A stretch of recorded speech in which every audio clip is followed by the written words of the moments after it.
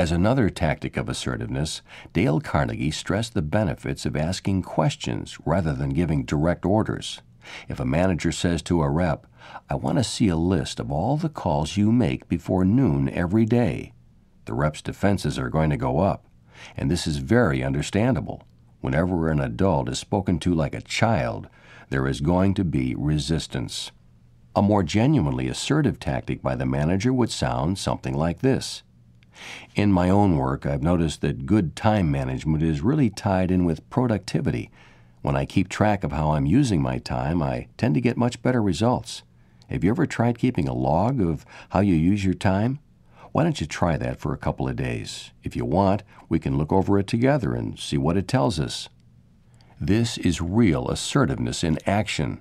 There's an implied reprimand, but it's surrounded by empathy and encouragement.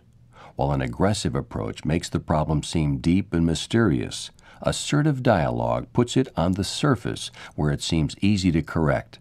Instead of feeling threatened, people will feel happy about doing the things you suggest. It's hard to do anything but agree when suggestions are put this way, but the process isn't over. Whenever constructive direction has been given, be sure to follow it up with praise for any improvement, no matter how slight. In this way, a person who might otherwise feel diminished by criticism acquires a fine reputation to live up to. All these points were made very clear by Dale Carnegie in his pioneering work on interpersonal behavior and relationships. And Carnegie had one more insight that's often overlooked by people who confuse assertive tactics with aggressive behavior. Whenever you have to focus on a negative situation or deliver criticism of any kind, what happens at the close of the conversation is extremely important. Don't ever allow the discussion to end on a negative note. Don't let the other person walk away feeling put upon or victimized. Surprisingly, this is especially true when your criticism was very well justified, because that's when someone can feel really guilty and downhearted.